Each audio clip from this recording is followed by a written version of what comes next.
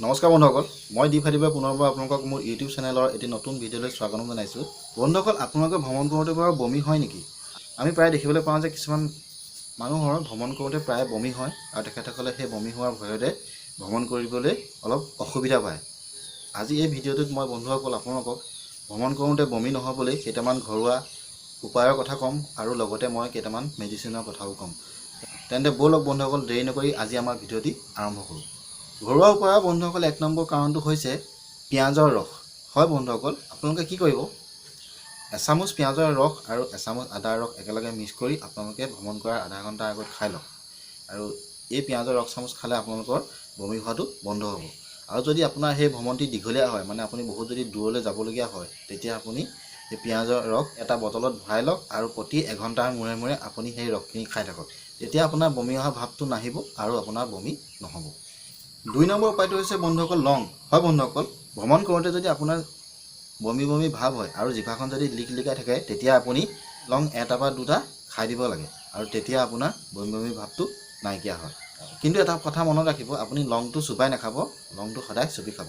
চুপি খালে আপোনাৰ বমি বমি ভাৱটো নাইকিয়া হ'ব আৰু জিভাখন লিকলিকাও বন্ধ হ'ব।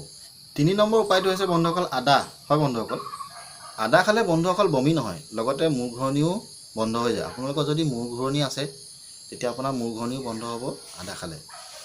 আদা সৰু সৰু টুকুৰা আপুনি লগত লৈ যাব আৰু তাৰ 2-3 টুকুৰা আদা মুখত লৈ চুপি থাকিব। লগতে আপোনালোকে আদাটো চাহ কৰিও খাব পাৰে। চাহৰ লগত মিক্স কৰি আপুনি আদাটো খালে আপুনি বহুখিনি সুফল পাব পাৰে।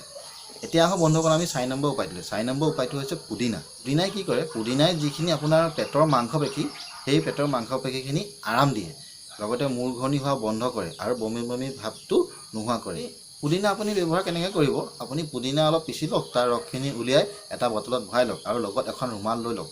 আৰু আপুনি ভ্ৰমণৰ সময়ত সেই ৰুমালত সেই পুদিনাৰ ৰস কেইটোপালমান পেলাই আপুনি ভ্ৰমণ কৰোঁতে সেইখিনি শুঙি থাকক, তেতিয়া আপোনাৰ বমি হোৱাটো বন্ধ হ'ব।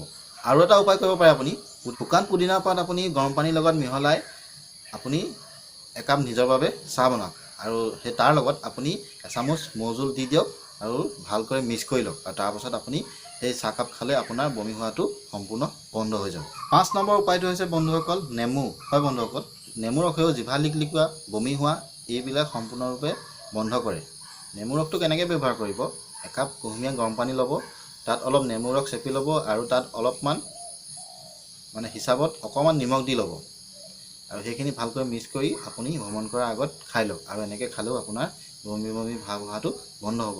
আৰু এটা উপায় কৰিব পাৰে, এইটো হৈছে একাপ গৰম পানীত নেমু ৰস চেপি ল'লে, তাৰপাছত এচামুচ তাত আপুনি মৌজোল দি দিয়ক।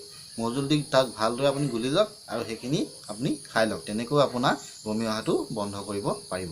বন্ধুসকল, এই 5টা উপায় আপুনি ব্যৱহাৰ কৰিও যদি আপোনাৰ বমি অহা ভাৱটো বা বমি কৰাটো আপুনি যদি আৰাম নাপায়, তেতিয়া আপুনি মেডিচিন ল'ব লাগিব।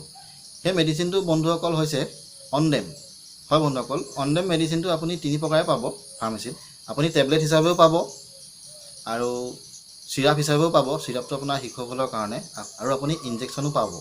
এতিয়া আপুনি টেবলেটটো কেনেকৈ ব্যৱহাৰ কৰিব, যদি আপোনাৰ ভ্ৰমণ কৰোঁতে বমি হয় বা তেনেকুৱা আপোনাৰ জিভাখন লিকলিকাই থাকে, তেতিয়া আপুনি ঘৰুৱা উপায়কেইটা কৰিও যদি আপুনি আৰাম নাপায়, তেতিয়া আপুনি অনডেম টেবলেট আপুনি লগত লৈ যাওক ফাৰ্মাচীৰ পৰা কিনি, আৰু তাৰ আপুনি টেবলেট এটা উলিয়াই খাই দিয়ক। আৰু এই টেবলেটটো খাবলৈ আপোনাৰ কোনো পানীৰ প্ৰয়োজন নহয়, আপুনি এই টেবলেটটো মুখত দিলেই সি অট'মেটিক গলি যাব আৰু আপোনাৰ বমি বমি অহা ভাৱটো বা বমি হোৱাটো বন্ধ হ'ব। দ্বিতীয়তে আপুনি চিৰাপটো, আপোনাৰ ঘৰত যদি শিশু আছে কোনোবা, তেতিয়া আপুনি ভ্ৰমণ কৰোঁতে সেইটো আপুনি চিৰাপটো লগত লৈ যাব পাৰিব আৰু তাৰ যিটো আপোনাৰ ড'জটো তাত লিখা থাকে, আপুনি সেইমতে শিশুটিক খুৱাই দিব পাৰিব। আৰু ইনজেকশ্যনটো কথা হৈছে কি বন্ধুসকল, ইনজেকশ্যনটো আমি প্ৰায় মেডিকেলত দিয়া দেখোঁ। তাৰমানে হস্পিটেলত যিসকল পেচেণ্ট যায়, বেছি বমি কৰে, তেওঁলোকৰ বমি নোহোৱা হয়, তেখেতসকলক আমি সেই ইনজেকশ্যনটো দিয়া দেখোঁ।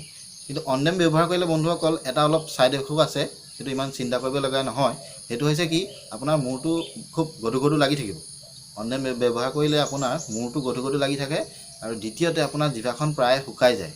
কিন্তু সেইটো ইমান চিন্তা কৰিবলগীয়া কথা নহয়, কাৰণ আপোনাৰ ভ্ৰমণ কৰোঁতে যি বমি হয়, সেই বমি হোৱাটো সম্পূৰ্ণৰূপে ভাল পাই যাব আৰু আপোনাৰ ভ্ৰমণটি সুখকৰ হ'ব। বন্ধুসকল, ভিডিঅ'টো আজিলৈ ইমানেই।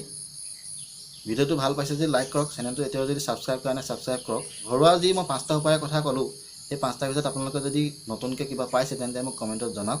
পুনৰবাৰ সকলোৱে সুস্বাস্থ্য কামনা কৰি আজিলৈ ভিডিঅ'টি ইমানতে সামৰিছোঁ।